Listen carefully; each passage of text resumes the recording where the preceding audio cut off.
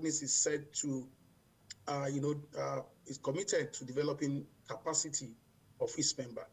And to do this, we have put together for all our meetings and its other subsequent events, development, what we call continuous professional development program. And we're starting this year in this meeting. So in all of our meetings, there will be sessions for members to develop their capacity in terms of organ playing, choir leadership. So I want to encourage you all, please find on our website our meetings, events for the year, and I'm going to share it again.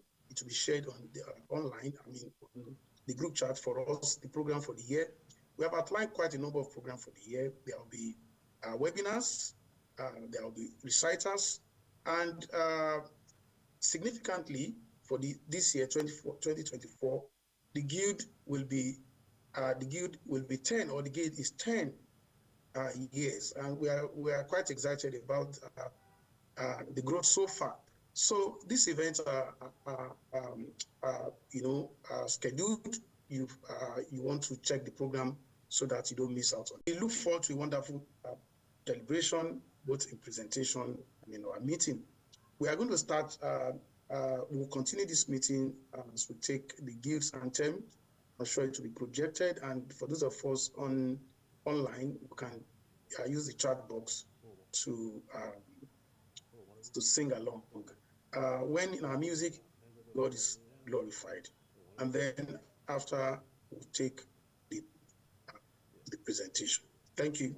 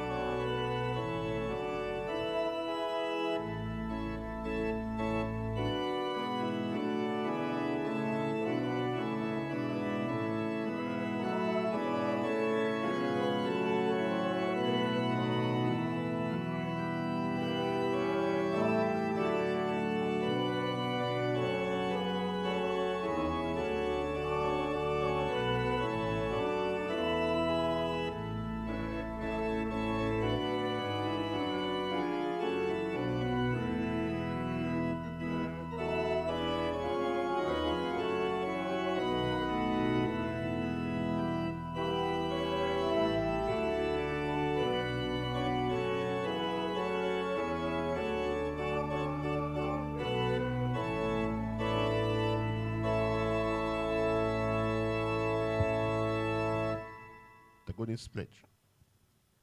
I pledge.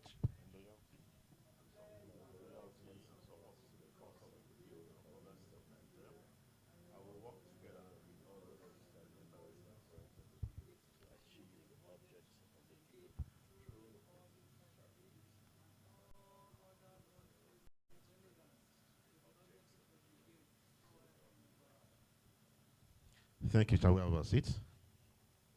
We move to item 4, onto this, which is the presentation and our questions and answers. To take the presentation today, we have Mr. Paul Oyejide, who is the Director of Music, an organist at St. John's Church, Aroloya, Lagos, a versatile organist, a choral director, and a conductor. Please come forward. Let's put our hands together for him.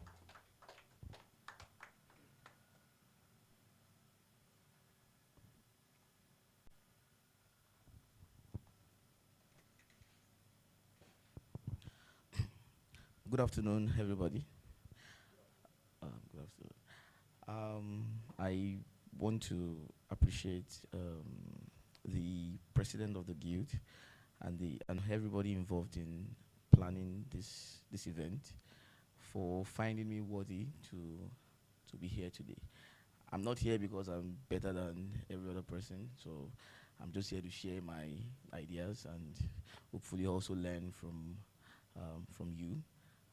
So I also look forward to the question and answer section. All right, thank you. So the topic of today is about personal development, how to come up with a growth plan, how to improve our respective careers. So personal development, the first slide, is the process of recording in progress.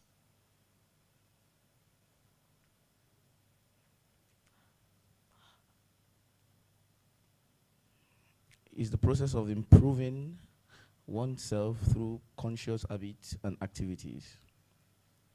It is the conscious pursuit of growth and ways of enhancing and achieving your dreams and aspirations. So if you want to create a personal development plan, you need to define the kind of person you want to be professionally, since we're talking about organ playing and choral conducting. So you have to define the type of organist you want to be, the type of choir master you want to be. Then you need to know the skills you need to have. So then you need to map out your long-term and your short-term goals and also set timelines. So these are things that you need to make sure you have handy. So the next one is, why is it important to have a personal development plan? Why go through the trouble?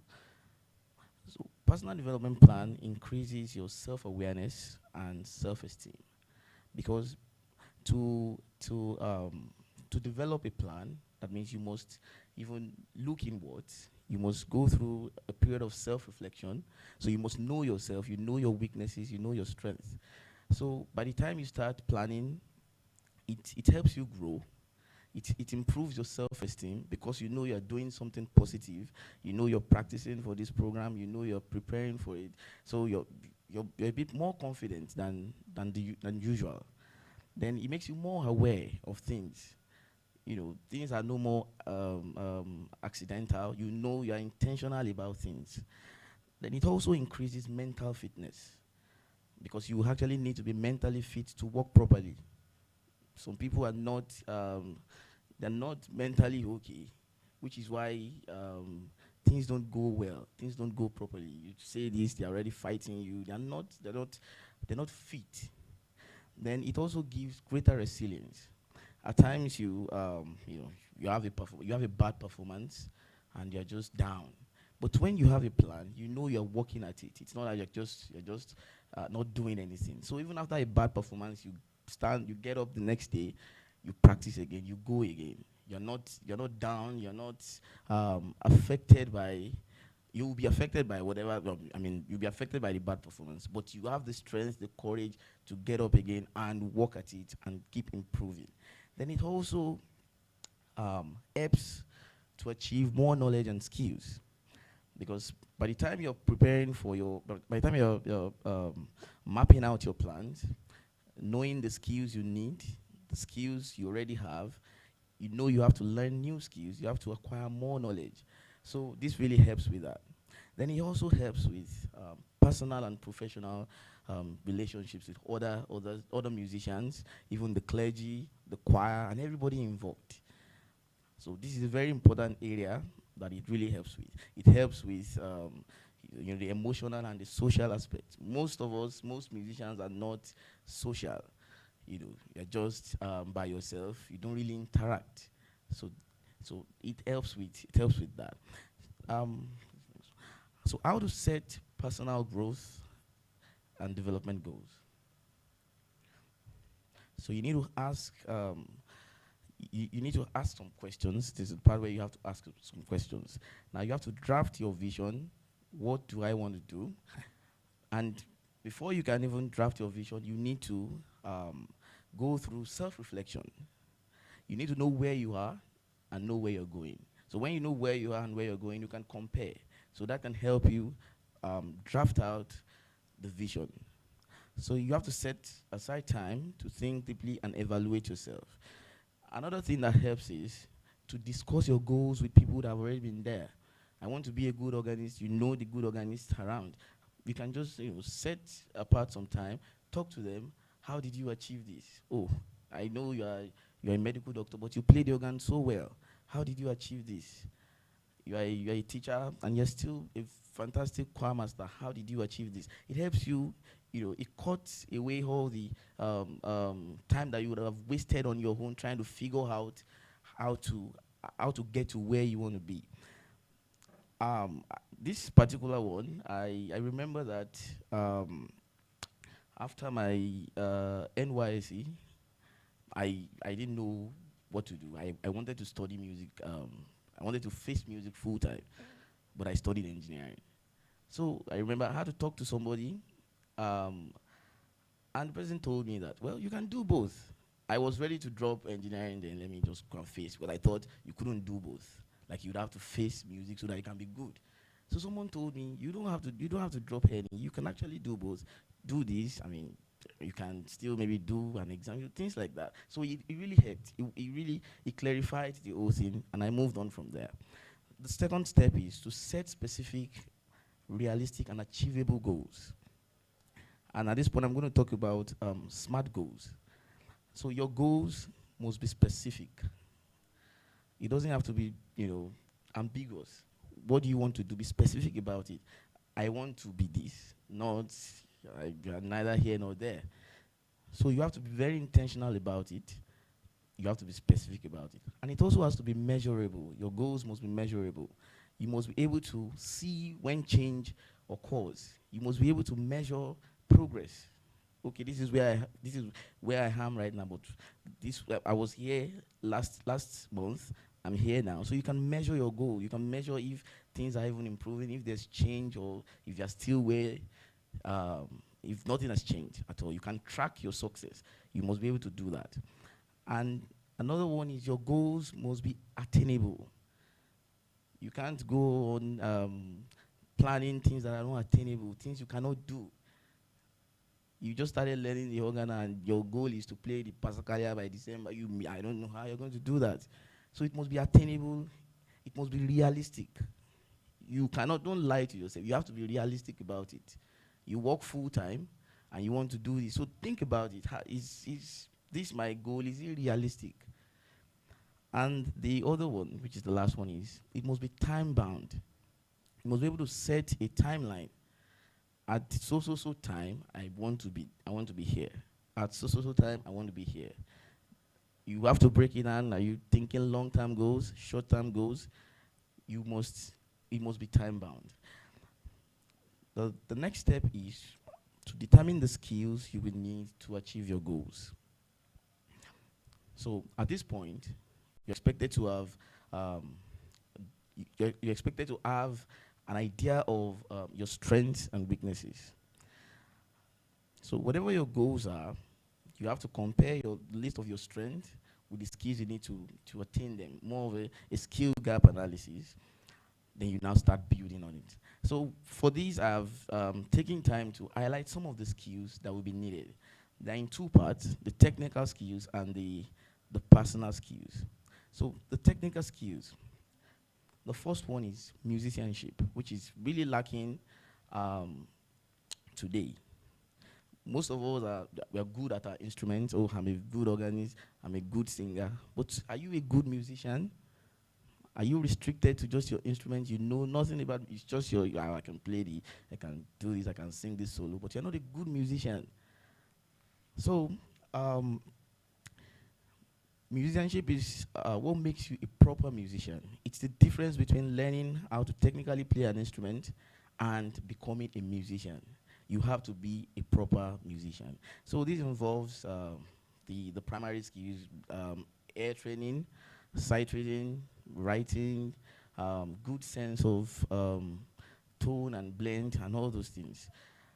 Now, another one is still part of musicianship, your knowledge of music theory, which is often overlooked. Especially most organists, we usually overlook music theory. As long as you can sight read music and play, you're fine with that. But even as a choir master, you need sound knowledge of music theory. You need sound knowledge of the harmony. Music history is also another one that is very important. Music history, that helps you with historically informed performance practice. You want to perform a Baroque piece, you know nothing about it. You just like the sound of it. You don't even know what period the music belongs to. You have no idea. So you don't know the features of that period, that era. You just want to perform it. That is not good enough. So music history is very important. For some, I like to play back, and you cannot even interpret the ornament. You don't even know about the articulate legato touch. You have no idea. You just want to play, and then you now wonder, oh, I have played this particular prelude and fugue, but it doesn't sound like the one I watched on YouTube, because you don't understand historically informed performance practice, which is probably what the person on YouTube is employing, and you are not doing that. So another thing to share about that, so I was to play Mendelssohn's Sonata at my first year recital at Muson. So I recorded one of my practice sessions and sent it to someone. And the first thing he asked me was, do you know anything about Mendelssohn? Obviously, I did not. And he sent me a book, and that changed everything. The way I saw the music changed right from that time. So you need sound knowledge of music theory. Another skill to have is clarity. A good choir master must be clear and precise at all times. When you get to church for choir practice, the instructions and directions must be clear. We are learning this particular bar, from this bar to this measure, clear. Not, okay, let's do this. Okay, no, let's change it. Oh, no. And even some will even start asking the choristers, where did we stop last week? I mean, it can be that bad. Then, still on clarity, when you don't prepare ahead for your practices and even programs, so you have, Easter is almost here. This is February. You don't have a program ready for Easter. So you get to church today and you just say, oh, the librarian, please bring out the Easter hymn. Next week, you just come and say, oh, let's do another. There's no clarity to what you are doing. You don't have a plan. And once the choristers, once they sense that you don't have a plan, you're losing it. So what's the point? Why do I have to attend rehearsals when the choir master doesn't even know what he's doing? You are losing it. So there must be clarity. I've been to rehearsals where the music is not available. The choir master brings out the phone. Please, choristers, check your WhatsApp. I've dropped. I mean, why are you doing that? That doesn't make sense. That doesn't. I mean, yes, technology, but you are not even meant to use phones during rehearsals. So you are encouraged. I'm sure some people are not looking at the music. They're probably texting in the rehearsal because you have allowed it. So get your music ready. Have a plan. Be clear. So then, even for choir masters, I don't know. It's just a practice of mine. Choir practice, I'm always with my pencil. When I'm teaching, I'm marking all the.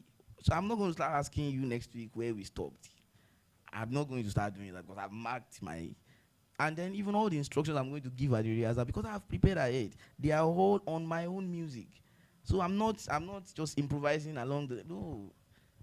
They must not catch you. I mean, you must not be caught off guard. They must not see that weakness in you. Clarity is very important. Now, the big elephant in the room that nobody talks about.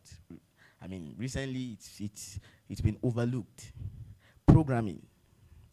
Programming is like the most important of what we do as choir masters and organists. And so I'm going to talk about my own experience, and I'm sure of a couple of people here too, and online as well. So in 2018, we had a workshop at Mountaintop University. It was organized by Dr. Olonoti back then. And I remember one of the classes, he talked about programming, and he asked us to draw programs. Just next class, please come with, just draw a program, maybe a concert or something, and bring it. Well, I was just an ugly, so I wasn't even interested. I didn't draw anything. But some of some of my colleagues then, they did. And, okay, so they were all presenting their programs. And he just said, so most of the things we do is just jamboree. And he just started, breaking it down for us, asking questions. Okay, so now this is your program for your choir festival for Easter. So where is the flow in what you have done? What are you even trying to achieve? What are you trying to do? No idea. We were all looking at, I'm sure most of us didn't even know what that meant. I mean, we were just looking at it, killer and so. Like, these are good songs. These are good music, difficult music. So is that not enough? And he started talking about flow, key relationships and all those things. And we now started, okay, so how do we go about all these things? Now, for programming, the program flow is the most important thing. It must flow from the processional hymn, from the prelude. You must be intentional about it. This is how I want it to be. I want to start on a high. I want to end on a low. It's just like writing a script. Somebody said that last night. It's just like writing a script. So you must be very intentional about the functionality. A lot of things we do, we don't even know why. We don't even know why. The relevance of your selections, the relevance of your decisions in the programming. Another thing is we are always selfish about it. We choir masters. So there's a song you learned when you were young. Memories, nostalgia, and just put it there. My dad's favorite hymn as the processional. My kid likes to sing this song during morning devotion. That's the next thing. I mean, why are you doing that? That's selfish. Worship, nobody should be selfish with worship. You are not the only one worshiping, so you should consider other people. So, then good understanding of worship terminologies. A lot of people don't know. You are just, okay, so you play in an Anglican church. You don't even know what an even song means. You don't know what doxology means. You don't know what Vesper means. You just put everything there in your program and just whatever works. You need a good understanding of all those things. You really need to take time. So last year I attended some concerts, and I decided to bring some programs here. We'll all look at those programs and see for ourselves. At least these are big churches in Lagos, big churches in Nigeria, which I attended the concerts last year. So, okay, let me start with this one. Please, this is in no way to condemn anybody. This is just us learning and exchanging ideas. Okay, so this is a supposed even song, and with the processional hymn, "O God beyond all praising," introit, "Lord of all power." Then you have the special introduction. You have the vesicles and responses. Now the Psalms. You have Psalm 96. You have Psalm 100 section. And then you go to the first lesson. The Magnificat comes in. The second lesson, the non-dimity, the creed. Then you have the hymn. God is working his purpose out. Good. Then the festival anthems. Recording in progress. The festival anthems, part 1. Then you have children choir rendition in the part 1. Quartet for the beauty of the hearth. Another German solo. A chorus, O Father, whose almighty power. Then you go to hymns in procession. I believe in Christ, we praise you, take my life and let it be. Hymn before sermon, praise to the holiest in the height. Festival anthems, part 2. How beautiful are thy feet. Duet, the Lord is a man of war. Hallelujah, jubilate, Mozart. Akpata iraye, ole oloju kokoro. I mean, like I said, a supposed even song. Ìgbàgbọ́ mi dúró lórí. Presentation by one school, closing hymn, the day that gives us doxology. All people that do it well, withdrawal hymns. So this program, I was there live. It was over 3 hours. And before the sermon, people were already outside gisting. It was more, so you would call that a jamboree. That was no service because people were just everywhere talking, gisting outside. They were even drinking. Oh yes, because so I saw people doing that. It was not a worship session. The idea of an even song was not realized at this service. Another one, anthems and souls was concerts and processional hymn, introit, call to worship. So that's already a service. Opening prayer, then anthems and solos, part 1. Fear not, O land, how beautiful, but thou didst not live by andel, thou crownest the year. I know that my Redeemer liveth. Lift up your head. Even in this section, where is the flow? What are we trying to achieve with this now? You take us up, you bring us down. You take us up, you bring us down. Ups and downs, bumpy. I mean, you just what? What is the what are you trying to achieve? Imagine a pastor preaching his sermon and just dribbling. There's no plan. Won't you leave? You can even leave the service or just sit down there and just be looking at him. So with this now, then you have the intermezzo, you have anthems and solos part 2. Akpata, okay, to what you mean? Ladugbo, Ife, Kabiyesi. I mean, I don't see any. Then you have another special appearance, anthems and solos part 3. If I can help somebody, he was despised, the marvelous one, the trumpet shall sound, hallelujah. I mean, now the withdrawal hymn, brightest and best, and that was September. Only if you have not gone through the text, you know that has no business in September. That's it. So speaking of, we condemn priests a lot. You could say more sermon, you cannot even preach the sermon properly. This is also, drawing programs. That's like you preaching a sermon. And now you are condemning the priests that cannot preach well. But look at what we are doing to ourselves. We as worship leaders. Now, there are other programs here, which I'm just going to share one. Okay. This is another even song.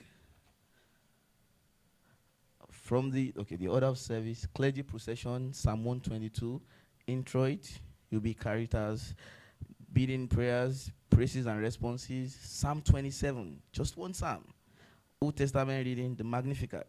New Testament reading, the non-dimities, anthem, glorious and powerful God, Apostles' Creed, praises and responses to third collect, hymn in procession through the night of doubt and sorrow, then angels' voices. In before sermon, Hallelujah, sing to Jesus. The festival anthem, Hear My Prayer by Mendelssohn. The closing prayer, the Vesper hymn, Abide With Me. Benediction, Vote of Thanks, Awainyo, which is the Tedium, set to anthem. Recessional hymn, All Creatures of Our God and King, and the postlude. Now, people will say, this one's gone. Your program is too It's too short now. It's too simple. You didn't do anything. But so there's something very, very important in this program that we may not, easily you may not see how technical it is. Now, from the Magnificat to the Non Dimittis, there's a New Testament reading in between. But unfortunately, there's no introduction for the Non Dimittis. So that means after singing the Magnificat in D minor, there's a reading in between. So you have to retain that key because there's no introduction for the next. See how technical that is. So instead of packing like 2 million songs that you will not do well, because there's no way you can prepare your church choir. Your church choir is made up of non-professionals, volunteers. So there's no way you can sing all those anthems well.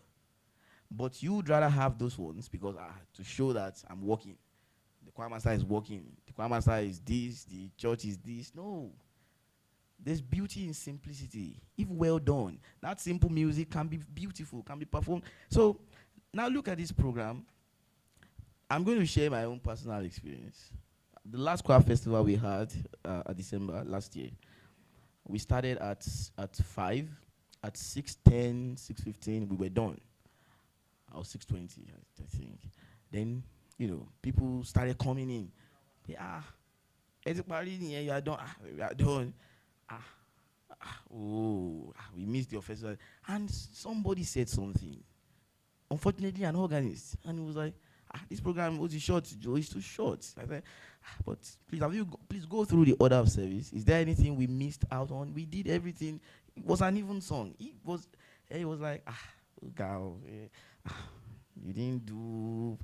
So when an organist says that,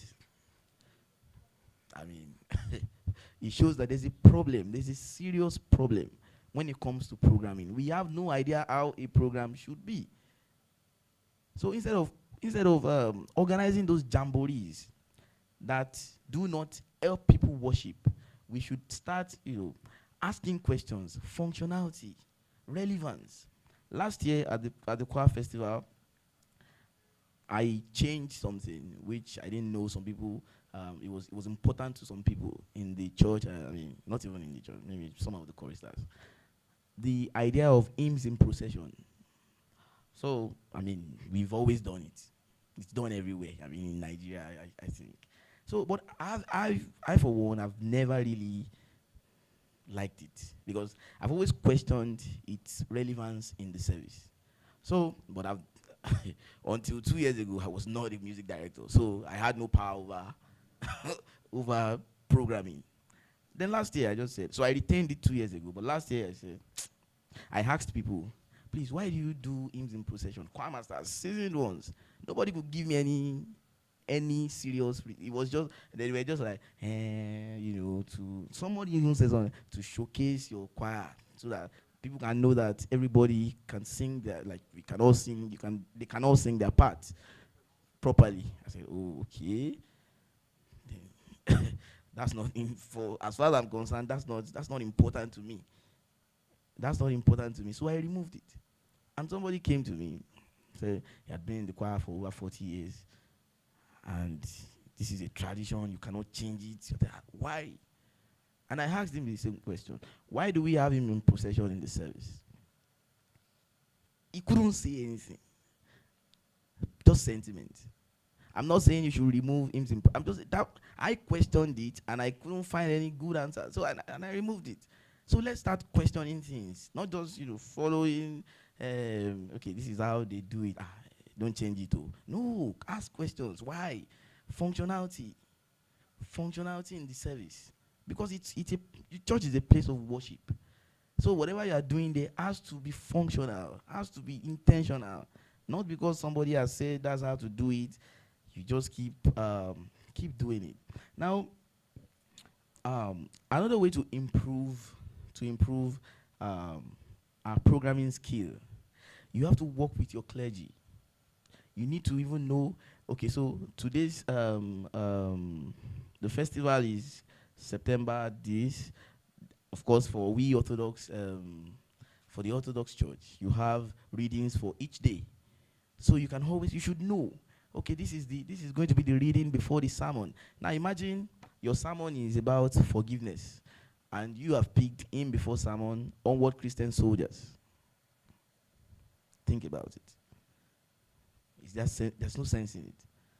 The in before sermon should prepare people for the sermon, whatever the theme is. I think that's what makes sense. I know some Pentecostal churches, the choir master will have to write a music to go with the theme of the service. I think that's the idea. So you need to work with your clergy. You need to know what is happening that week. Is there a special presentation? Is there something? Is there anything that's going to come up during the service? So you need to know. Then programming should be done prayerfully. The organist, whether we like it or not, we work in churches. I don't think we have concert organists. Like most of us are church organists and choir masters. So you need to be prayerful about it. You need to spend time seeking God's guidance. It's the same with all these Pentecostal churches. Before the service, you have them do workers. It's the same thing. You need God to lead you, because you want to lead them into worship, and it's God they want to worship, not an oracle. So you need to seek His guidance. You need to seek the face of God. Let Him help you.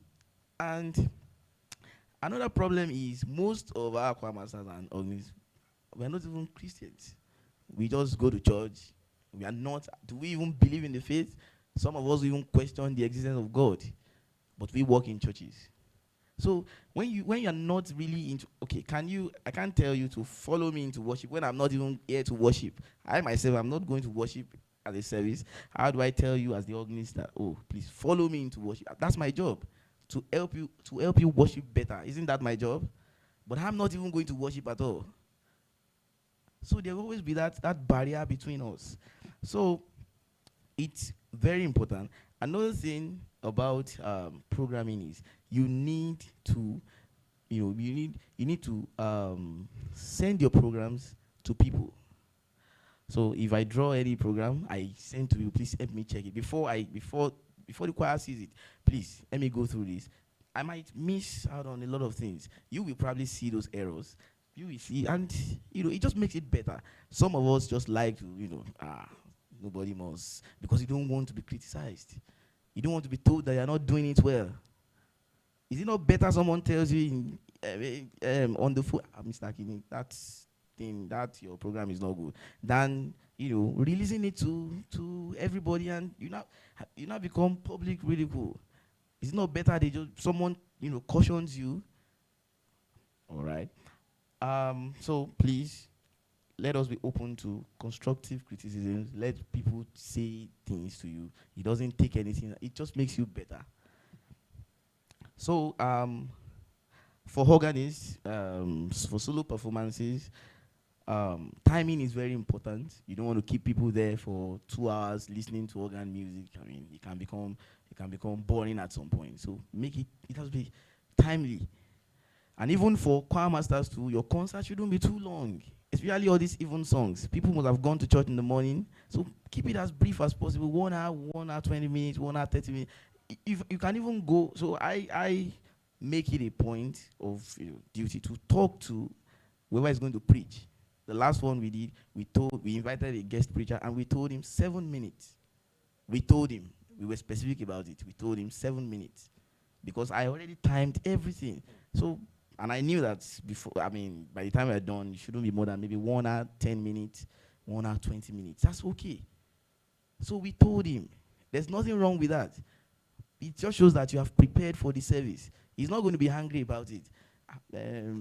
Reverend Babalola, please, we don't want the service to be too long. Can you do 7 minutes or 10 minutes? He's not going to say no, respectfully. So then choose diverse repertoire, different. You don't want to keep it the same way. You want to make it interesting.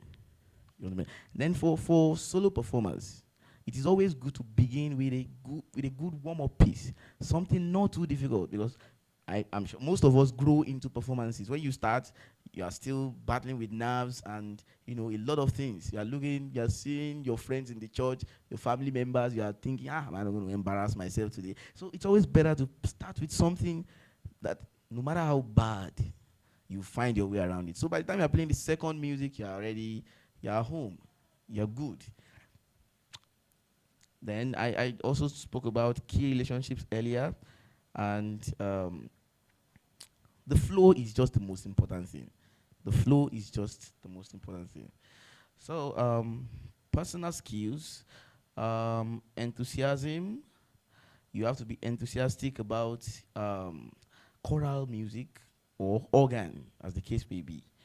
Um, you have to show it all the time so that people can also see it in you, and they identify with you when they know that Aqua Master is so passionate about his job.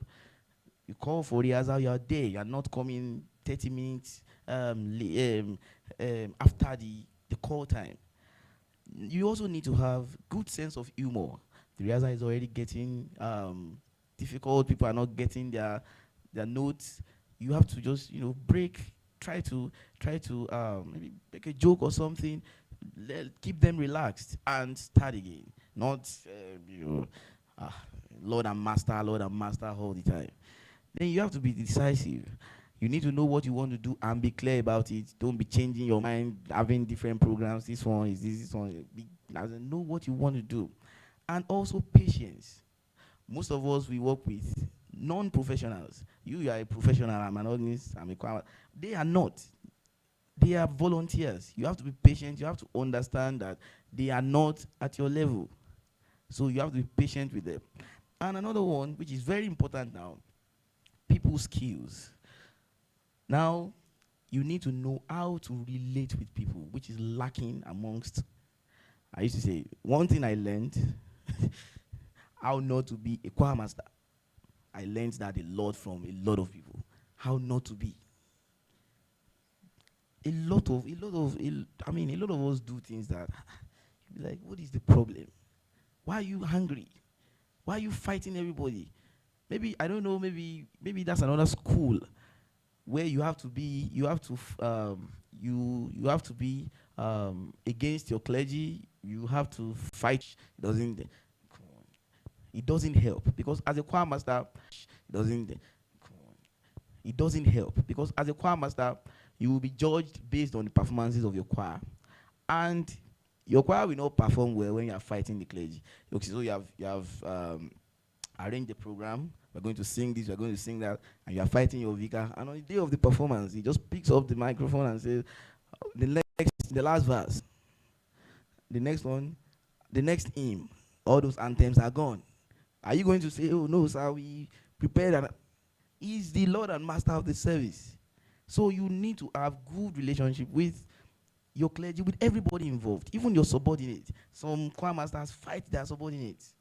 I don't know why. How can you be successful when your assistant organist does not even support what you are doing? You can't be successful. So you need to develop rapport. You have to listen, teamwork, and you need to know when to negotiate and when to be assertive. You can't always have it your way all the time. You need to know when to okay, let's compromise. Let's do it. So, and you need to be open to constructive criticism. You will always forget it. You can't always be perfect. So be open to people telling you that this thing you have done is not good enough. The next step is to now develop a plan to develop these skills. The first one is self-study and practice. So you have to do a lot of things on your own. You have to discover a lot of things as you go. Thank God for the internet. You can always, there are lots of materials online, videos, webinars. We are having one right now. People all over the country can watch. So there are lots of resources online. You want to learn this, you can always find. You don't have to. I'm always surprised when people come up on all these WhatsApp groups and start asking for things that are just right there online. Please, can you send me? Abide with me. I'm like, why? Have you even taken time to check? So it's something we should tap into. Now, Practice time is, I'm sure, for especially for most of us in Lagos, to get practice time is very difficult. When you get to church, there's no power. Even when there's power, there's just lots of issues that will not let you practice effectively. So you must come up with a plan. You must come up with just be consistent. If it's 30 minutes a week, 30 minutes a day, be consistent. If it's 2 hours a week, just be consistent. And also develop ways to study your music before even going to church. Before mounting that instrument, take your time, study the music. That's where your musicianship comes in. You don't have to go to church all the time and start tracing, fingering. I mean, these are things you can do at home even without the instrument. You can visualize the instrument and start writing out stuff.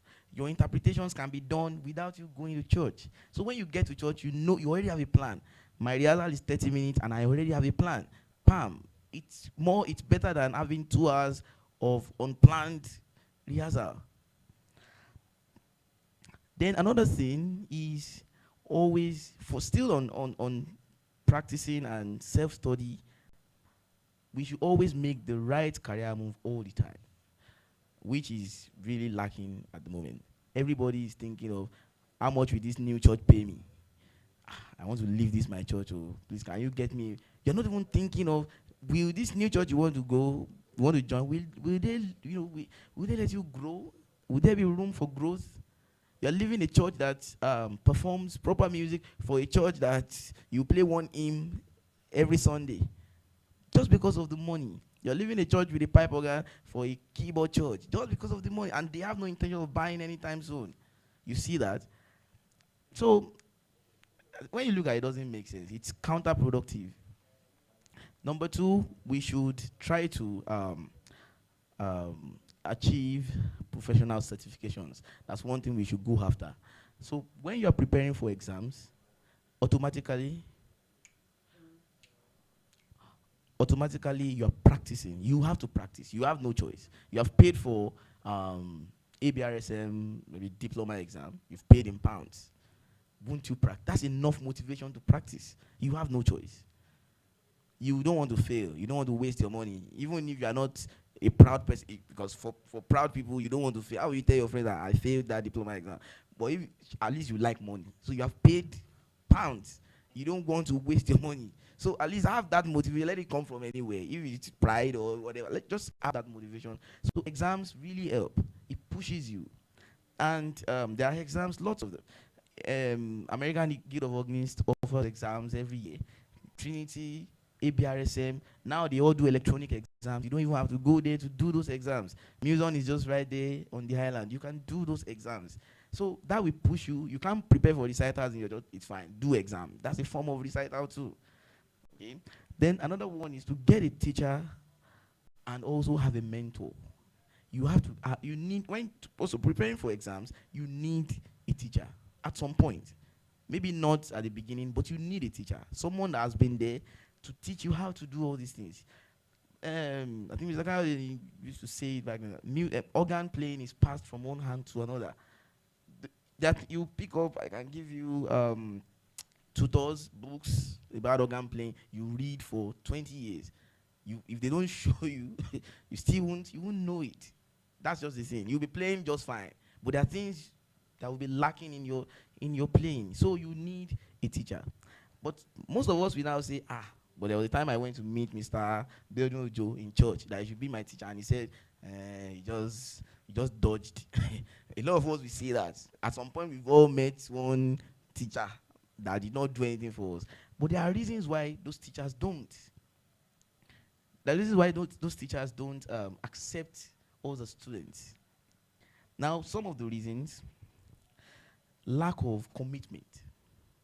You want me to teach you, and we've not even started classes, and I send you a text, please meet me, I'll be in church by 5, and you're coming by 6. What kind of student is that? I've not even taken you as a student yet, and you're coming by 6. Okay, print this music on your way. I'm sorry, my phone died. Nobody has that time. You're probably not even going to pay. It's probably going to be free class. So That's not, you have to show a lot of commitment. You have to make it impossible for the teacher to reject you. You have to find a way. Then attend concerts. That's very important. There are some musicians in Lagos, you don't see them at any they don't go anywhere. They just from their church to their house. You can't be doing music in isolation. Oh, just I'm by myself. You don't attend concerts. You don't see how things are done elsewhere. It even limits your creativity because you're not seeing other things. You're not grabbing other ideas from people, whether good or bad. At least I attended all these concerts, and I know that I shouldn't draw my programs like that. So, and I attended the other one, and I can pick out some one or two things. That's it. So attend concerts. Attend concerts. Another one is to attend seminars and workshops. Something like this. Now look at us. Look at how how almost empty this place is. And we are organists. We want to grow. And you don't even attend workshops. That workshop at MTU changed my life. I'm going to be very honest now because we were there with Mr. Olubi, Wakayode Oni, Dr. Ayolunoti. I'm not sure we'll ever have that kind of team anywhere again. I'm not sure. In this country, I doubt it. It's not even possible. But Wakayode Oni is dead now, so it's late now. So that's impossible. It was a very good opportunity. And how many were we at the time? I was expecting a lot of people to join, but no. But if it's to be arguing on all our WhatsApp groups about the clergy, about how they've not done this, about, we are so much invested in things like that. We leave the important things and we focus on the non-important things. So attend seminars, attend workshops. Now the last step is always evaluate your progress and consider having an accountability partner, someone you're accountable to. It may not even be an organist, just somebody you respect so much, and every step you take, you are always informing him, and he's asking you questions. How are you doing? Are you here? Are you there? And you feel accountable to the person. You need to keep track of your progress so that you don't waste your time. You can't be accountable to yourself. Let's be honest with ourselves. You cannot be. Last year, December, we had a small hangout with some musicians, and right there we all said, next year, I think May or June, we'll all come back and talk about. So we agreed to write exams, and we all agreed by May we'll all come back. This same hangout will sit down and talk about how much progress we have made. Have you started preparing for the? How much have you played? Your pieces. How far have you gone? Have you paid for the exam? And we all agreed. So you need to have good. You have to belong to a proper circle like that. Not some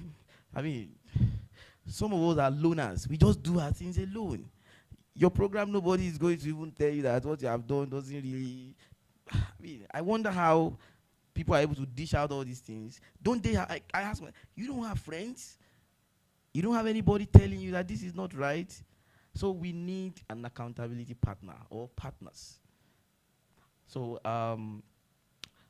I hope I've been able to pass across my ideas of how to do things. And I look forward to the question and answers. Thank you.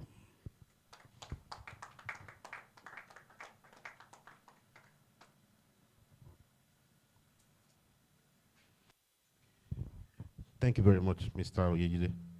Can we have questions and answers, please? Okay.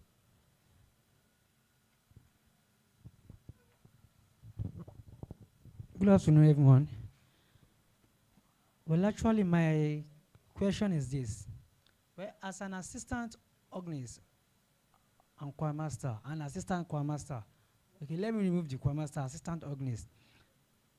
Well, you receive order from the organist, but if the organist is not pushing, for example, we are having Easter is coming up now, and you are preparing. So preparing, then maybe it gets to 2 weeks or a week. You just said, assistant organist, this is what we are going to do. So what can you do? such. Thank you. I can relate as I was assistant organist for years, so I can relate. Um, in cases like that, there's actually nothing you can do.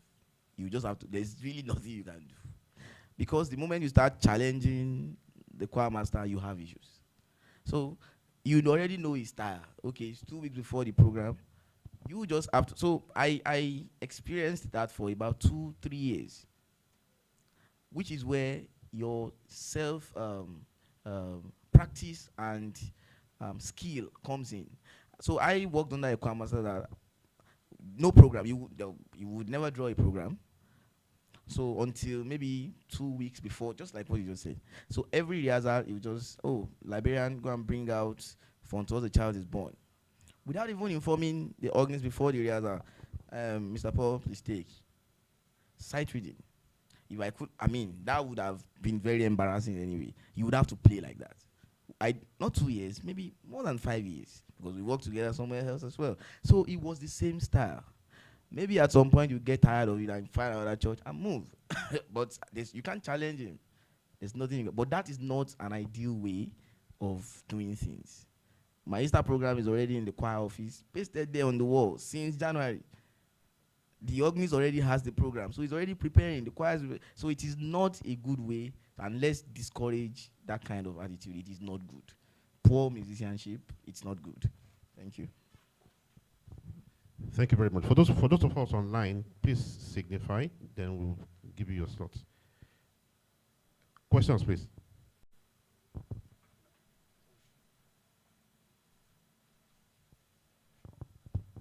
Thank you. God bless you, Mr. Paul. My question is on vicar and organist. Where you have choir master giving out program to the vicar, okay, I've seen it. And then the day of performance, of course, they have printed out all the program. The day of performance, the vicar now said, Bros, you can't use this costume for processional. You have to use, you just call something. I'm on the organ. What am I going to do? In your own case, what are you going to do on that day? The program is set. A vicar, I've been given program for maybe two months ago. Sorry, sir, what are you going to do? So, two answers for that question. What I'm going to do on that day and what I would have done before that day. Let me start with what I would do on that day. The cantor. So is the vicar also the cantor of the service, or is just using his power as the vicar? Well, he's the head of the church as far as we are concerned. He has said you cannot use this tune. Jesus is the head of the church. He's the representative of Jesus on earth. He's the vicar of the church. So what do? Okay, sir, you do it. But that's why I said two answers to that question. What I would have done before that service, which is what I always do. When I draw my program, I show the vicar of the church. Now, I pick the cantor for the service. I walk him through the program. You need to see how we practice for programs.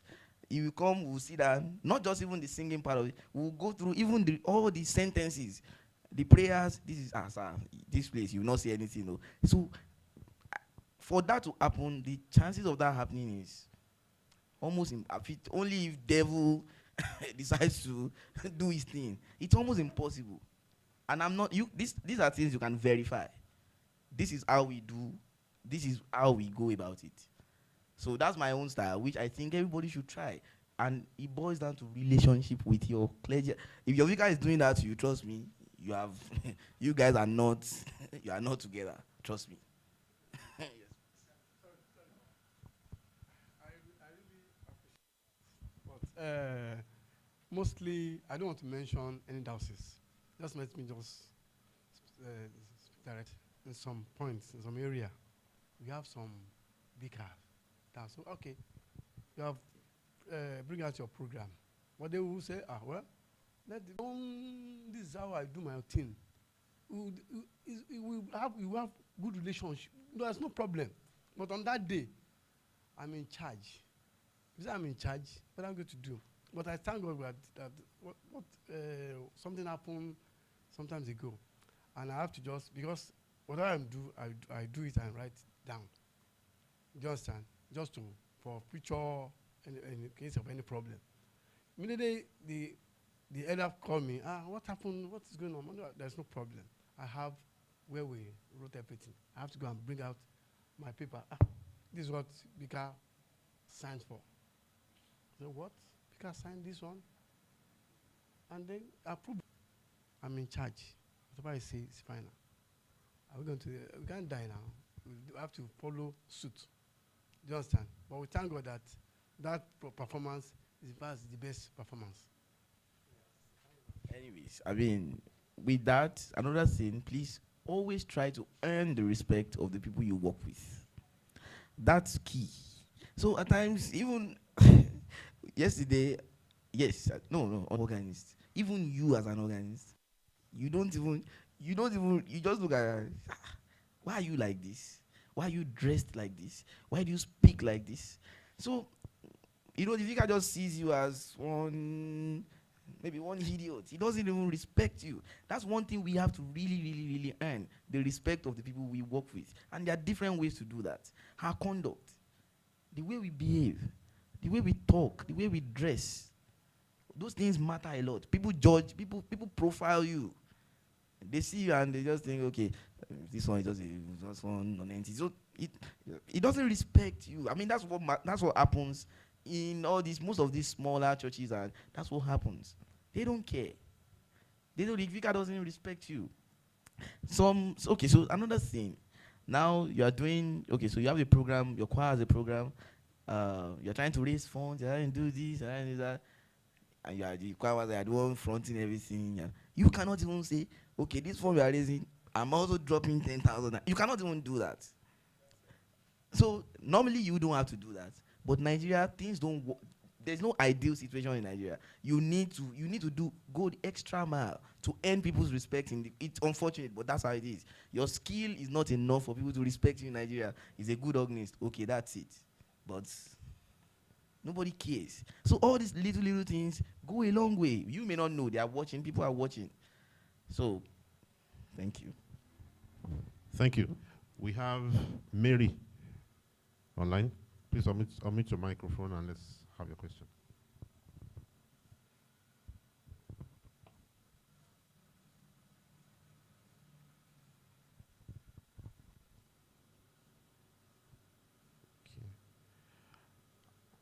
Okay. Ayodele Omole.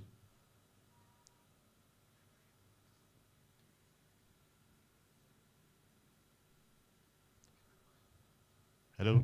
Can we hear? Yes.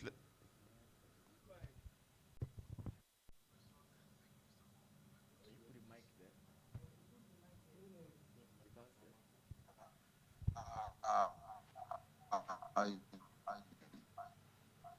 you have a new speaker in your trust meeting. It showed you. Can you hear me? Hello? Yes, speak. Yeah. And it tells you, I want to be in charge of picking hymns and the tunes. And you as the organist, you don't have any choice to listen. And in the process of listening, the vicar mistakenly have another tune in mind and give you another tune, and you play what he gives you, and people, the other people, the other is record the same tune, but he gave you another tune, so it affects. So what do you think you can do? How? Thank you. Okay, so the vicar is in charge of the programming, and he picks the tunes, he picks the hymns, and he made a mistake with the selection. If he during the service, if he signifies and tells you, oh please change the tune. Now let's all remember the church is a place of worship. I don't think you want to start arguing with anybody in the church. It's all about just enhancing worship, making it as sane as possible. So in that case, I would follow whatever he says. After the service, respectfully, I'll meet him.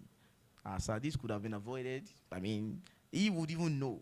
Without you respect, that word, you have to be res- um, respect is quite important. The way you talk to, so please, Agnes, change it. Like, what's all this? You can see that nobody wants to be challenged. What? You want to say something? Nobody wants to be challenged that way. He doesn't want you to disrespect him. So, Agnes, please change it. Oh, okay, all right, sir. And you do it. When you meet him, only a madman would not appreciate that kind of gesture. So, let's just remember it's a place of worship. It's not a place to show some pride and show I'm the. No. Thank you. So just to add to what you've said, and I think the major problem is growing up, we got a lot of tutelage, whether formal or informal, from the elderly ones, telling you, "Oh, this is how to play, this is what to do." We gained a lot in terms of technicalities. The only thing they did not tell us is that you have to possess people management skills. And even when they mention people management skills to you, in your mind, you believe it's how to control the choir. No, no, no, no, no, no. You have to be able to manage the committee in charge of the choir. You have to be able to manage your clergy. You have to be able to manage members of the congregation. So it's a whole lot. So most times we get there and then we encounter all these things and then it becomes a big problem. And then we start falling on past stories starting. So, um, so, um, for of course the church is over 170 years old. So the priests, the clergy, they pick the hymns every week. That was the usual practice. So when I became the acting director of music, I warmed up to them. I would talk and I started telling them, okay, so every third Sunday is English choral communion at 10. Please, can you give us the communion to sing some special songs, the hymns, and so I started arranging the hymns properly, flow. Just maybe 5 hymns. I would take my time, study how they all link to each other. I was always doing that. So every third Sunday, that was how we started. My assistant then, I think I saw him online, so he must really, I'm sure he knows what I'm talking about. So that was how we started then. English choral communion every third Sunday. We did that for about 3-4 months. Then one day I just approached one of the priests. That's Reverend. Bulletin. Is it every week? Is it monthly? I was like, it's every week. Okay. What do you think? What if we just draw the program for a whole month? So that you don't have to be, doing their prerogative to draw the program. That's not normally the music director should be involved, but this is Nigeria again. So I wanted to take something from them, know when to negotiate and when to be assertive. So when he said, sorry, I said, it's not a problem, don't worry. Let's pick another day. Now, Agnes pick a day. I said, Friday. I said, no, Reverend, you pick a day. He said, Saturday. No problem. That's how I went to church. We did for the whole month. From there, now, that's what we do. You have seen them come to the office in church. Every Saturday, we draw for we did this month, we already have it. We did it last month. But if I had fought them that day, you had insulted them. So that's it. Thank you so much. Dr. Opeyemi Adeyinka, can we have your questions, please?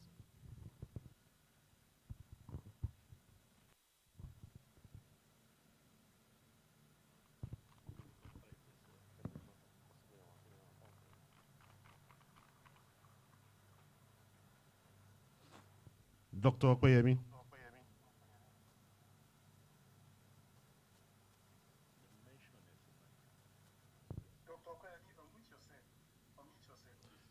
For those of us online, please let's type in our questions. We can also pick it from there.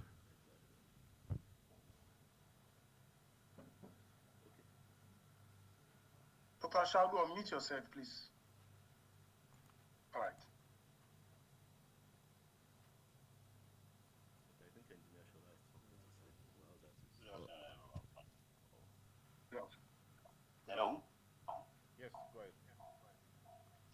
can you hear me now? Yes. Yes, I really want to thank the organizers of the program for doing justice to the kind of thing like this, because we hardly have people having training in things like this.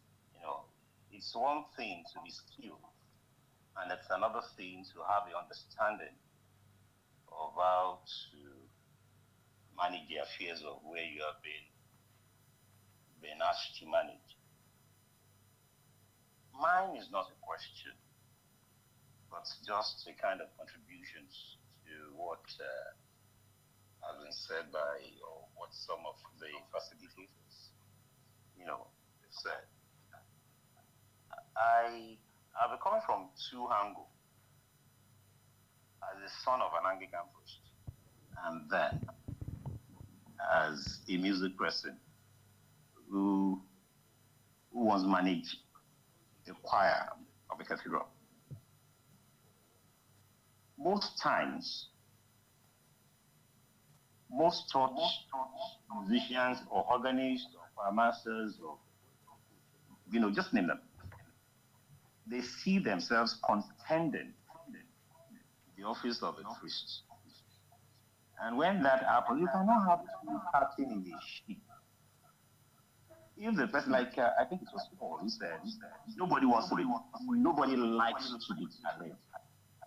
So if you are coming, I've seen a situation whereby an organist is being paid, the organist are the church authority, some members of the standing committee, and then another vicar came and said, how can they be paying organists that kind of money? And it was demanding that the organist should attend all the services, including prayer meetings, morning prayers, and all that.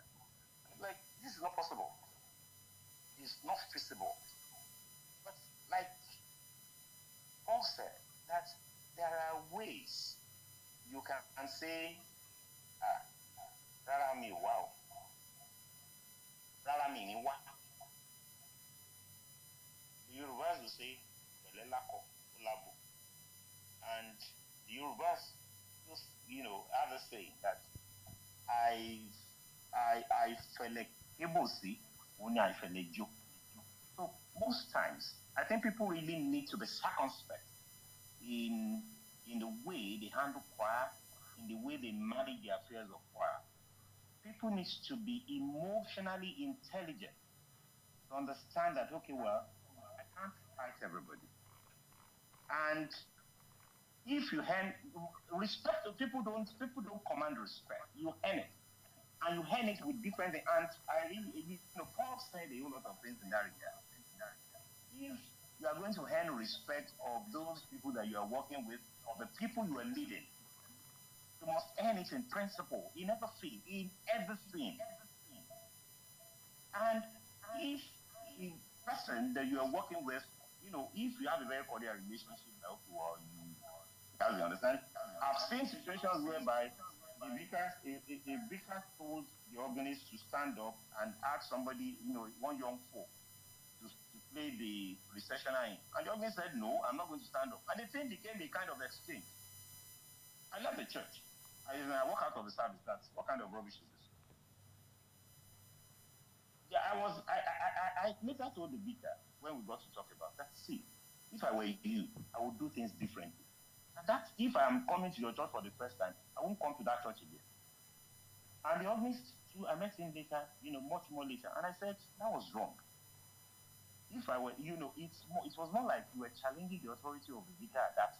You can do what he has requested, what he wanted, and then walk up to him and say, Sir Baba, then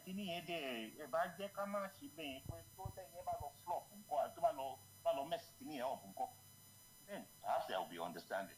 But continue to strive and do it would be a kind of disservice to worship and in the first place, and then you will go there, you won't, the joy of serving won't be there.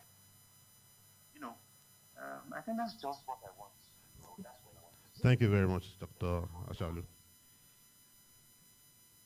Can we have more questions, please? Please, I will enjoin us to please stay on the topic of discourse so that we don't deviate from um, the current initiative. Please come forward.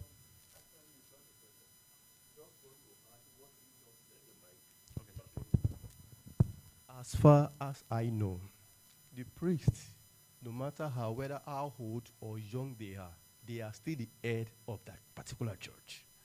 Let's just look at it in a circular way. If you are talking about, let's look at a governor of a state. No matter how old is he or she, he has people in that state. But no matter how, as an organist, no matter how old you are, you need to give a maximum respect to the priest. No matter how. It's something that, whatsoever that you do, this is just like a respect is reciprocal. No matter how, if priest is your God than the organist, he will still give you that respect. But as far, this is how you want the service to be. For just to allow peace to reign and to allow the worship of God to continue, the best thing is just to listen and give respect to the priest. Thank you. So just to add, while Mr. Oyejide was having his talk, he mentioned all our different WhatsApp fora. You start up a discussion, and this is where it always ends. The topic of this talk, which he had, is setting personal growth agenda as organists and choir masters. I don't know why we're talking about relationship with priests and why a priest is doing this and whatever. We have lost focus already. We haven't even left this meeting. We're talking about something different.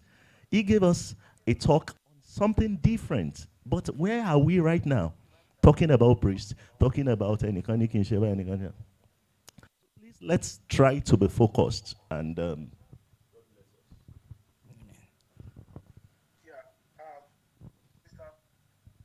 Chairman. Yes, Dr. Joseph. Yeah, thank you. I think we should be bringing up I'm sure we'll be running on this under your leadership. I was just going to ask, and thank God Mr. Abiodun raised a very valid point.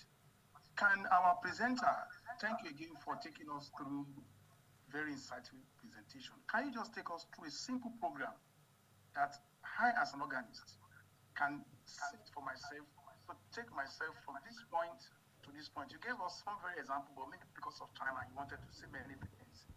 Can you just give us a simple program? Okay, in January, by the end of this year, I want to play a reciter, or I want to give a reciter, or I want to, maybe I want to 2 times a year, or once a month, I want to play postlude in my church. Can you just give us a simple program, how I can just set out, to achieving this? What can I do in practical terms? I mean, I know you have spoken broadly, but just give us something that we can take home to say, okay, by the end of this year or by the end of first quarter, I will do this, and this is how exactly I'm going to be about it. Very briefly, sir.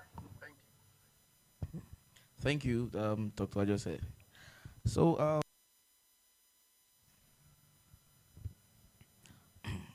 okay, so to plan a program before the end of the year, now you have to look at yourself, your level of proficiency. That's the most important thing. So, so I'm going to assume we are talking about a young organist who has just started learning. Maybe not even young organist, but someone with maybe beginner skill level. Or okay, so there's one notion that has kept most of us away from performance. You must perform something heavy, something big. That toccata in D minor, you can't do that at your recital. You have not, you have not given the recital. But that's not the case. There are lots of books. There are keyboard that are even just for keyboard without pedals that you can start. You can start with. So, and another thing is every Sunday, you can always prepare a simple piece for your prelude and your postlude. Don't forget, through that, you are learning how to manage stage fright. You need, it's something that performance is just like, I mean, organ performance is like what footballers go through. You need practice matches, friendly matches. Those are your friendly matches, your Sunday performance. Of course, members of the judge don't even understand what they are doing, so you can get away with a lot of mistakes. Then but you get used to it. So that by the time you face the so-called professionals, you are ready mentally to an extent. There are lots of books, there are lots of compositions, there are lots of chorals that are not so difficult that can be learned.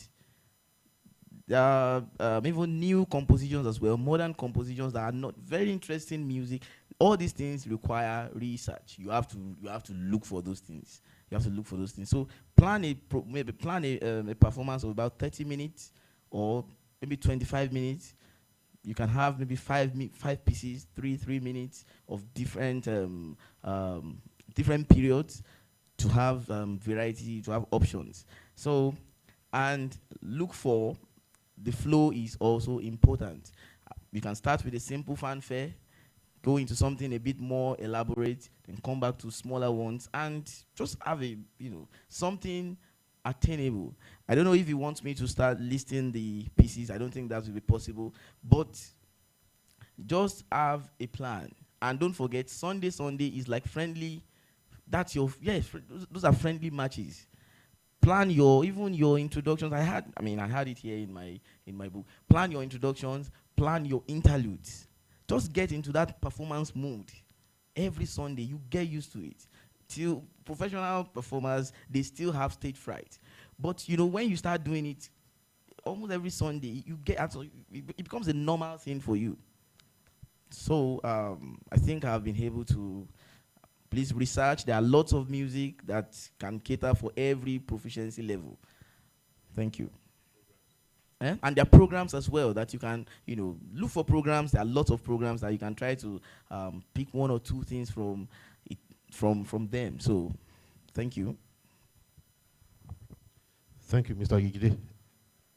Any other person?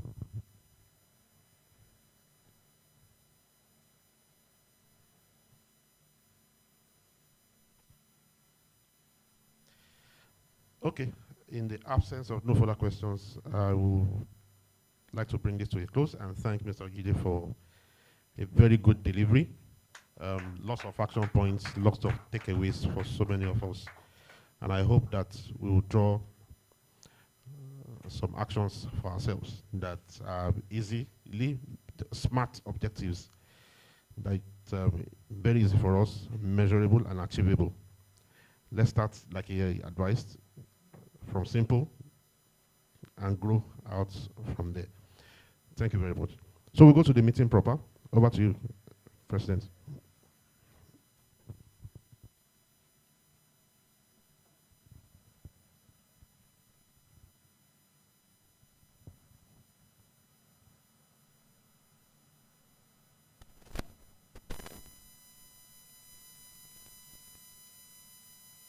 And like I said at the beginning, I will remarks that we are committed as a guild to capacity development.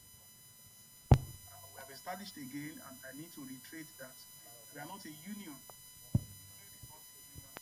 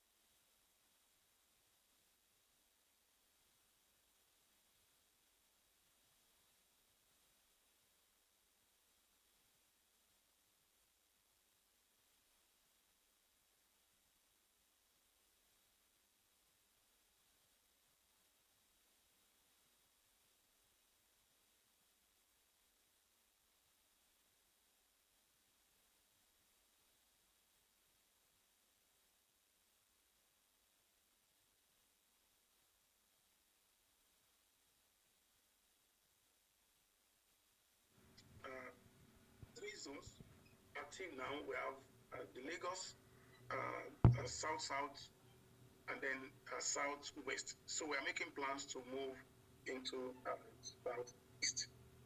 We also considered the program for the year, and I've discussed that. I've shared with us, so I don't need to go through it again.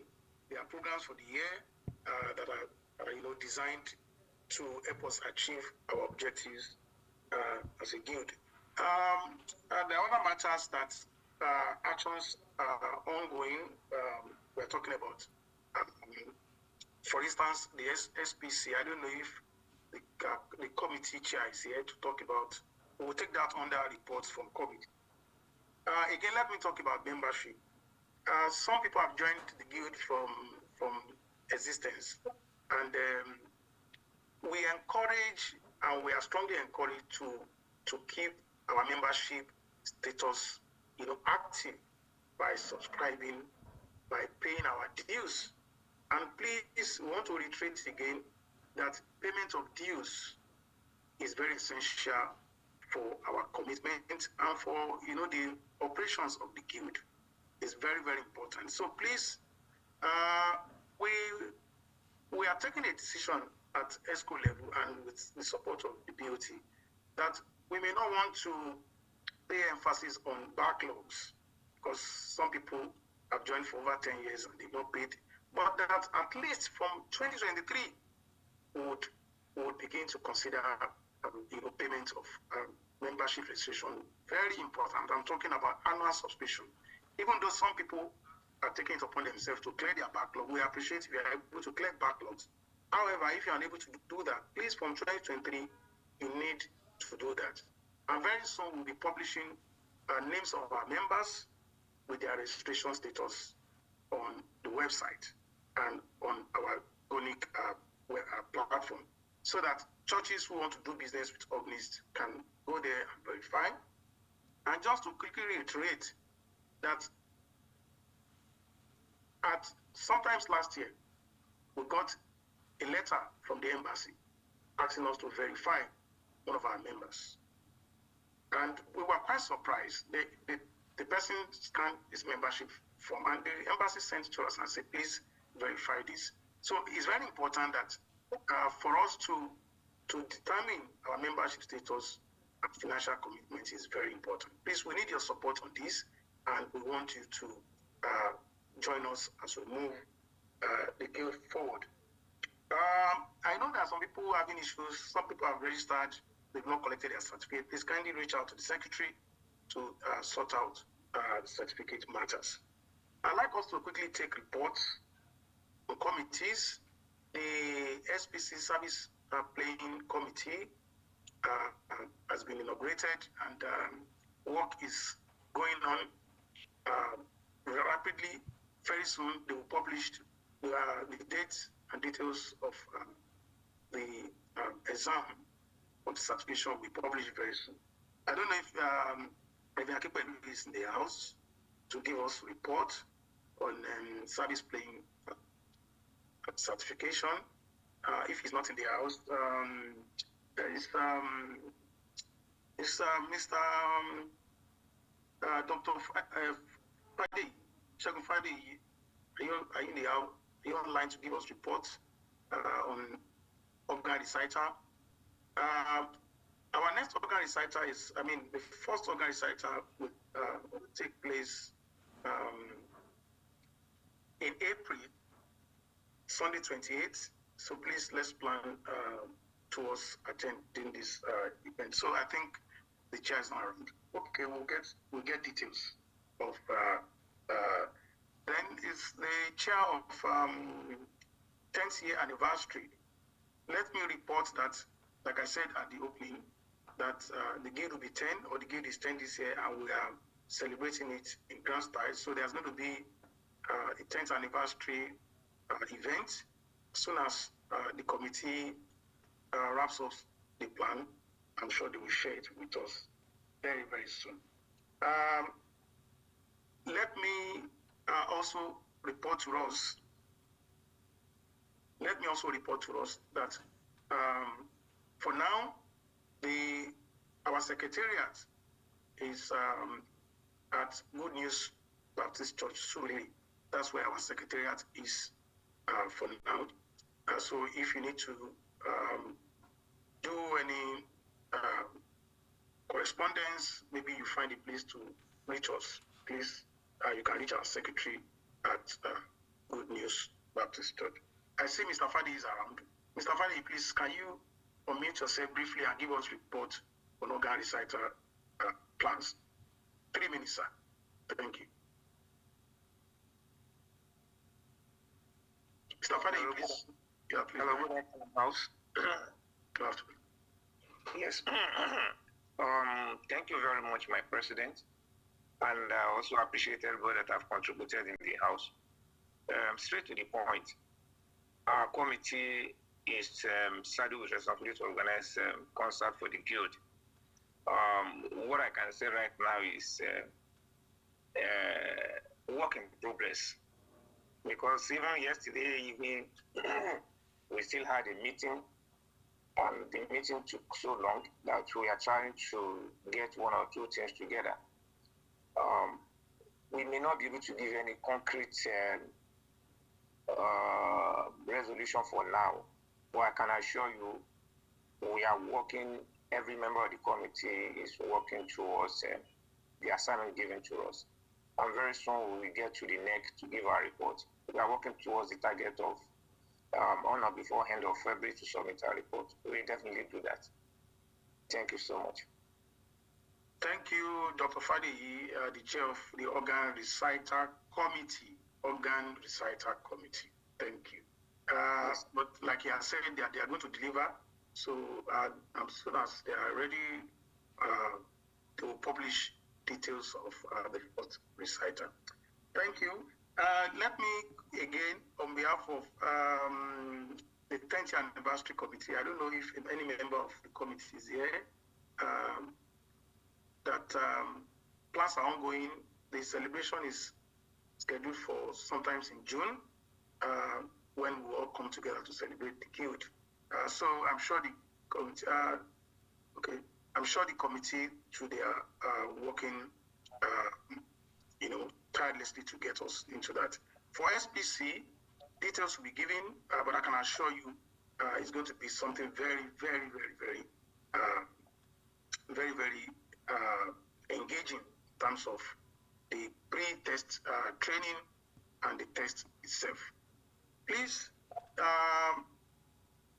Mr. Tunde, Treasurer, is there a report on our website? Okay, just because I call you are the treasurer, but I know you're also managing our website for us. I know that very soon we're trying to tidy up the website to make it very efficient, so that you can pay for membership, get your registration, and do a whole lot of activities on the website. So, in case you still find some challenges on the website, please quickly get back to us so that we can tidy that. I don't want to bore you with details of, and then we talked about, in our last meeting, we talked about reaching out to church leaders across denominations, Anglican, Baptist, Methodist, African indigenous churches, Pentecostals, and all that.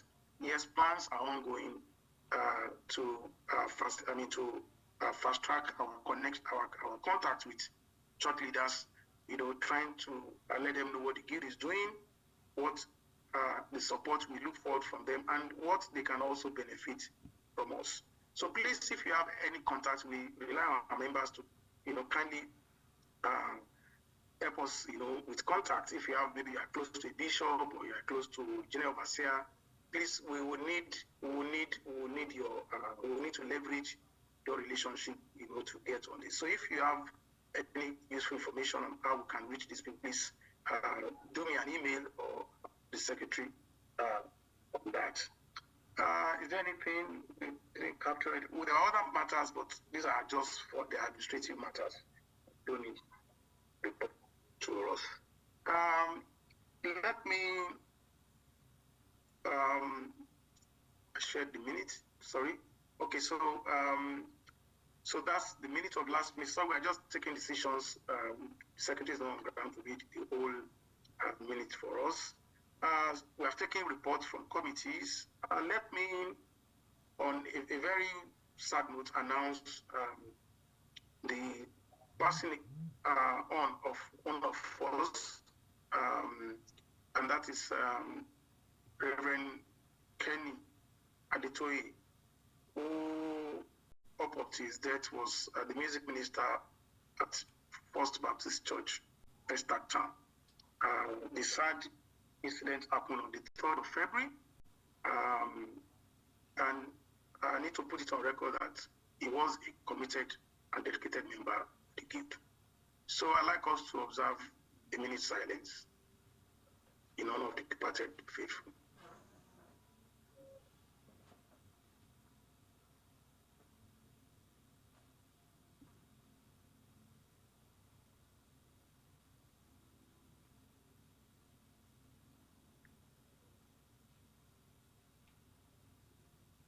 May God be with the families, the church, and the guild elect. Amen. Thank you. Details of the burial will be communicated as soon as we have thank you. Otherwise, we would need to take AOB because I don't want us to take this meeting lengthier than normal. AOB.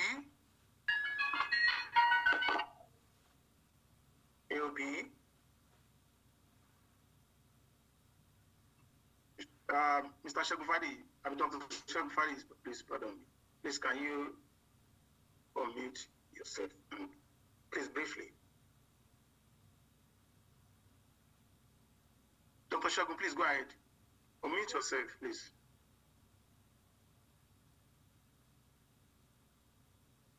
Okay. Hello? Please go ahead, sir. All right. This is just an observation, and since we are working towards making progress, so I just want to read this observation for subsequent lectures, so that we learn from it. I want to commend Paul for his effort. He has done very well, particularly his reaction to questions. He was very precise and direct in his reaction to questions. And that I really appreciate. We've all learned from what he was saying. However, I quickly want to remark on his presentation. The presentation seems to be lengthy, and in the attempt of trying to give so many examples, almost out of content and lost focus. Perhaps that's why people started raising questions that are not related to the subject. Maybe subsequently you should just take note, go straight to the point. Those choirs and choir leaders of churches is citing is not necessary. You don't in the attempt of trying to educate people, create offensive euphoria. It is not necessary when you are trying to educate people. So you should have just taken the points that can correct the wrongs those choirs have done, instead of bringing their programs to the public to read and criticizing them and then criticizing some of his colleagues. It's not necessary. Just pick around things that can better them. They will pick the ones that are related to them instead of making the kind of attack or criticism. In summary, you don't need a lengthy talk. You just need a structured talk to be able to get the mind of the people, like you did when you were responding. You were very precise, direct to the answer. Subsequently, just think towards that. That's my observation. Thank you. Thank you, Dr. Fadi. Well, yes, presenters.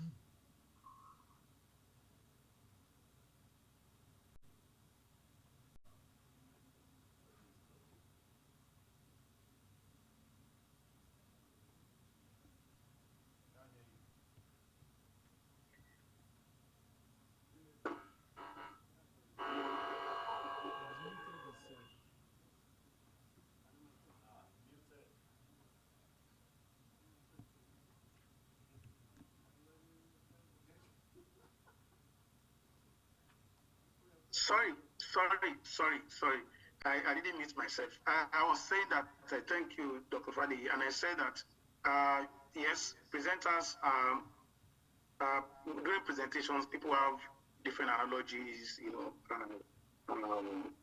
examples they want to draw on to, drive home their points. I think what is essential for us is that we got the gist of the presenter's presentation. So that is essential, and I'm sure that, can you hear me now? Yes, we can hear you. Can you hear me now?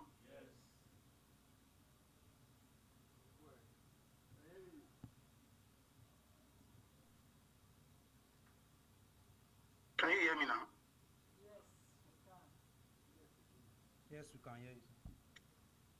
Okay, all right. So I said, thank you, Dr. Fadi, for your observation. And I said that presenters have that liberty, that prerogative to draw on different analogies, examples they want to use, to drive home their point. And I think what is essential that we must not lose here is that the presenter was able to draw home the point, and I hope we got the crux of his presentation. So thank you for your observation. Any other AOB, because I want us to close, because we know we talk about programming as part of our, as part of our agenda, growth agenda. We shouldn't exceed time. And we started late at about 12. Some people did not like before 12, so I'd like us to close it no time. Again, please, if you have not been getting email, correspondence, email notices from us, please do well to send me an email or send an email to the guild's email address, so that we can include you in our mailing list, so that you get information from time to time. Is there any other AOB, so that otherwise we can call it a day?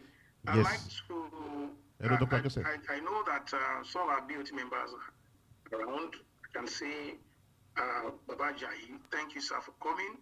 I can also, I think I saw Sanwo Kidi sometimes, maybe he joined. All right. Let me appreciate, is there any OB?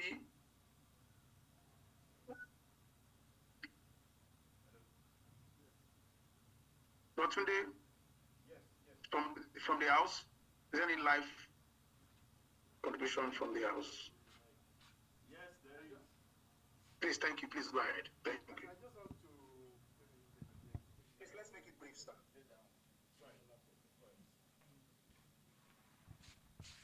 I just want to know more about the program for the 10th year. I just want to know more about the 10th years of the anniversary, so that we can know how we prepare. Because as a guild, we need to prepare more, so that people can come and learn from us.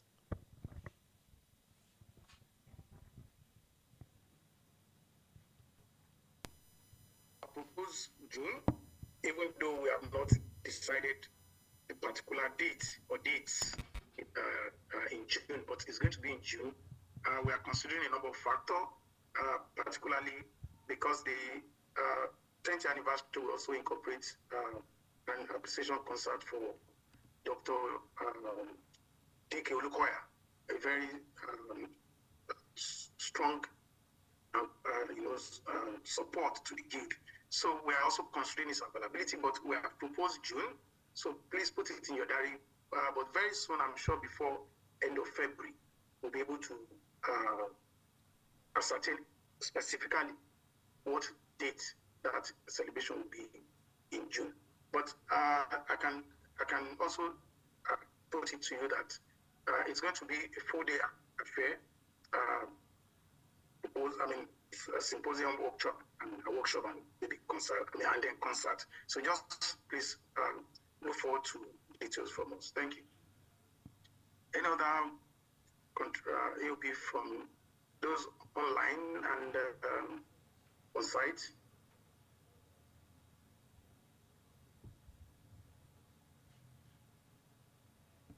Rotunde, is there anyone? None from here. None from there. Okay. Okay. If there's no AOB, any other AOB, Can somebody move motion of adjournment of this meeting, that we adjourn this meeting? But before we adjourn this meeting, let me appreciate especially our host, our ever supportive host, Dr.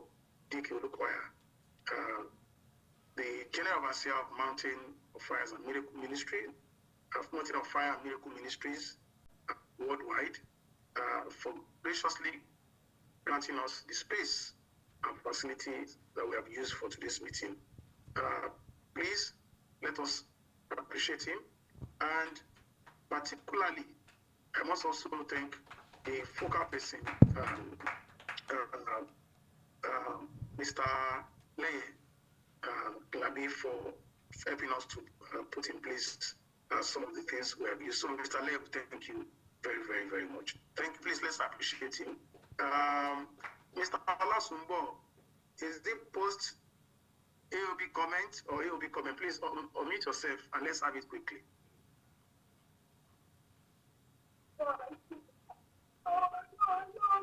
Good afternoon, sir. Good afternoon, sir. Yeah. The network has been taken bad, so I don't know if my observation, if what I heard, if it has been responded to. I don't know the person that spoke last has talked about the examples Mr. Paul gave about the programming and code. From my own point of view, I see this lecture as a very perfect one. He has not mentioned anything. He has kept everything very professional. And so, also, I want to believe that we as Organists by ourselves,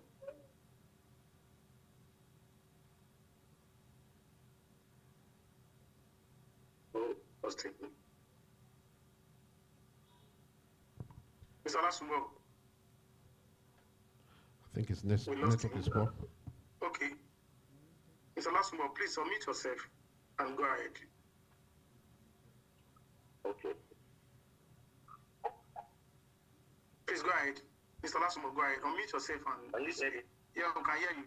Can you hear me now? Yeah, we can hear you. Okay, so I want to say as Organists for Master, first of all, has really made a lot of points today. And I see a lot of things that even me personally, I feel bad with that he has mentioned. So I want to say if he has mentioned anything pertaining what we do in our different churches, and we feel he has hit the nail on the head, I think we should not accept it the way it is. All of them are all his opinion. It's never cast it. Thank you very much.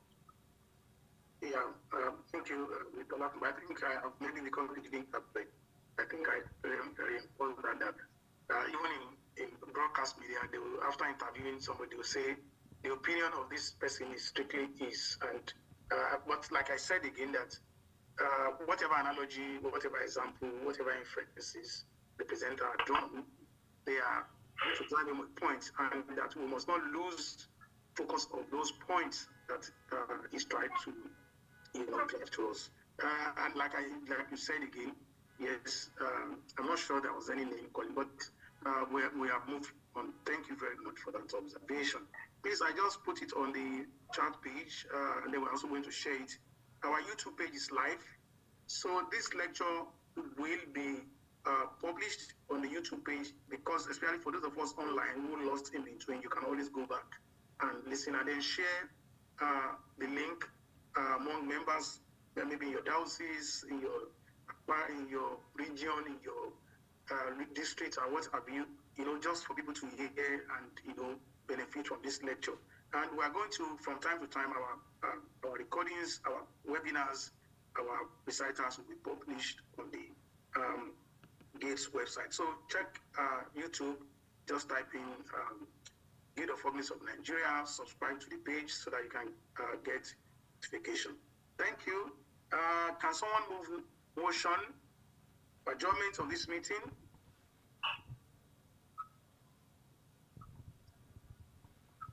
Someone here? Someone, please name. I, Olugbengola Yinka, just this meeting.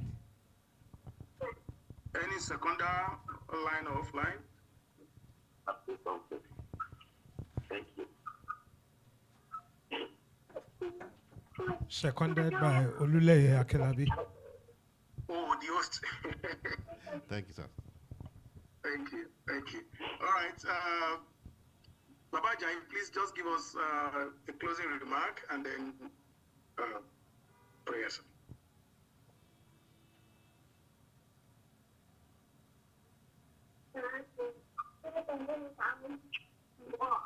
Baba Jai.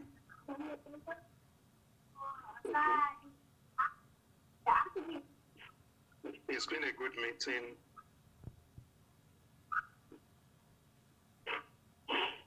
This is how it's supposed to be.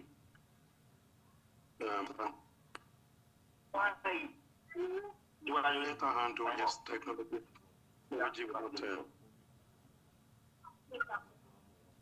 technology is not always that friendly. But well done to everybody. All well done. And Sunday well done. Leia well done. Regards to the Geo.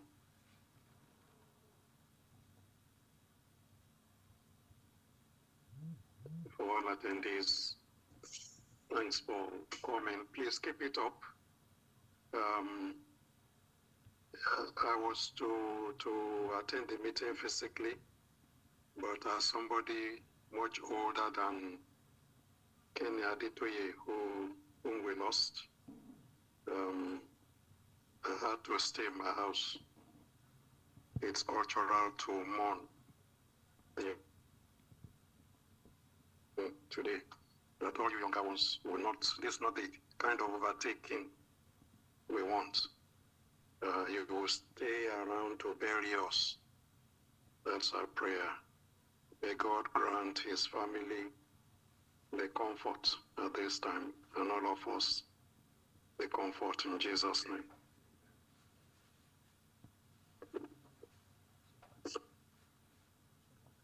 That's all. Thank you, sir. Thank you, sir. Just to quickly before we begin the closing prayer, our next meeting is going to, our next quarterly meeting is going to be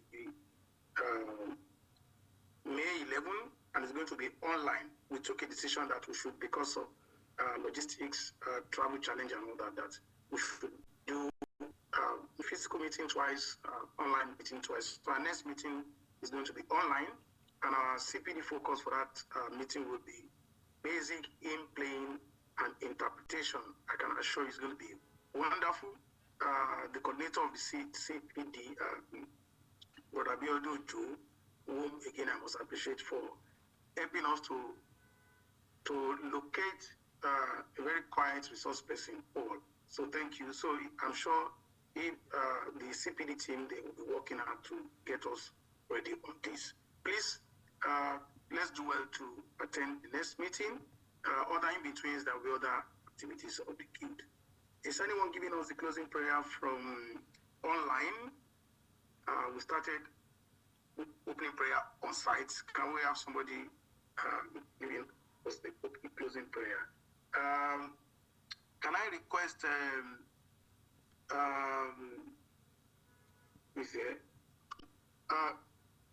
Odutola Ojuri, please can you give us the closing prayer? Odutola Ojuri, if you are, please give us. Odutola, please unmute yourself and give us the closing prayer.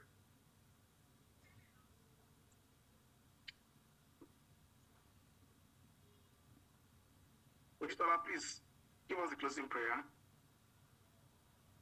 Okay, if it's not, can Dr. Okoyemi Ashalu give us the closing prayer? Unmute yourself and give us the closing prayer.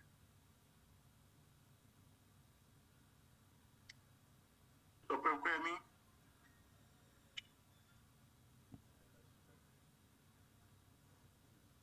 Okay. Then let's have opening prayer from the house. I'm not sure, maybe the online, maybe the network. Okushegu Fadi. Please submit yourself and give us the opening prayer. Closing prayer. Should Friday, please, man.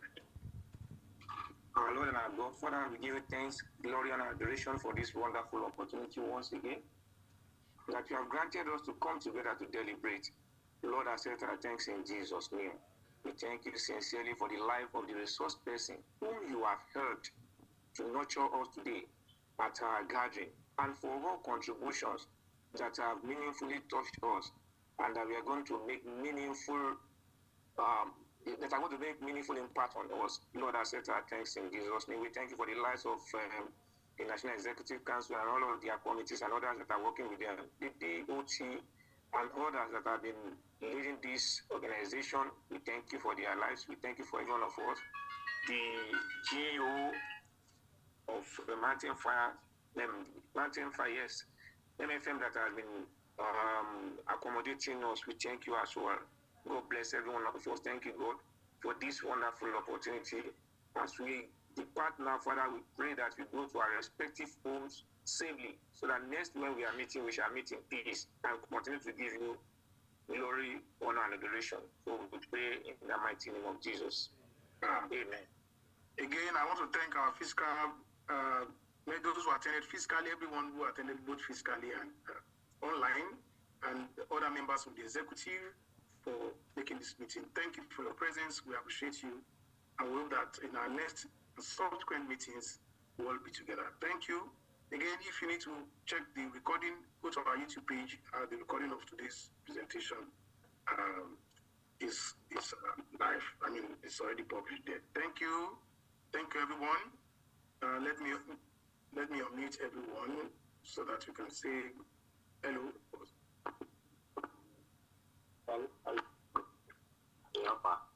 Thank you. Thank you, everyone. Thank you. Thank you. Hello? Thank you, Oga Samson. Thank you. I can see, please put on the camera so I can see those in the house. I saw Mr. Michael Akiola. I saw the person who gave us the opening prayer. Please put on the cameras on those inside so that we can see. Yeah, thank you. Let's see our host. I can see. Okay, that's the engineer. Presenter, thank you. Thank you. Wait again, okay? Thank you, sir. Thank you. Thank you. You have been wonderful. Please, I think you should play. We would have requested for a postcode. I think you should please.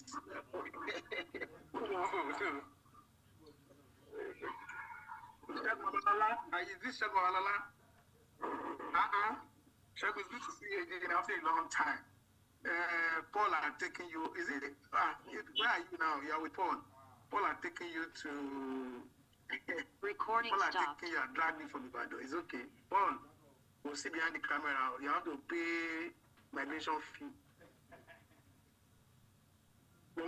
Thank you very, very much. God bless you. I appreciate it. Thank you. Ogabe, it's good to see you. Secretary Hasi Oasi Kini. Timo, please, we can post the recording on your YouTube page. Kini Hasi Marathon Race.